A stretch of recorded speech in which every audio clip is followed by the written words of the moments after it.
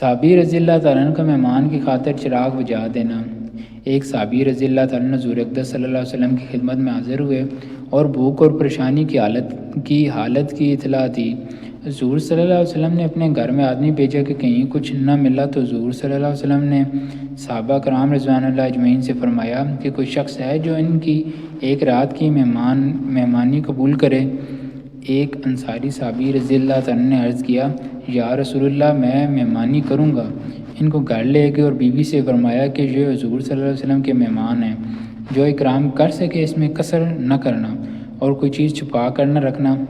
بیوی نے کہا کہ خدا کی قسم، بچوں کے قابل کچھ تھوڑا سا رکھا ہے اور کچھ بھی گھر میں نہیں۔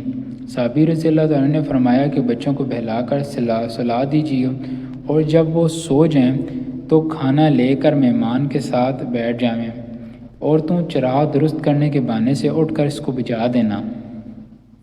چنانچہ بیوی نے ایسا ہی کیا اور دونوں میاں بیوی اور بچوں نے فاقے سے رات گزاری، جس پر آیت نازل ہوئی۔ ترجمہ: اور ترجیح دیتے ہیں اپنی جانوں پر اگرچہ ان پر فاقہ ہی ہو۔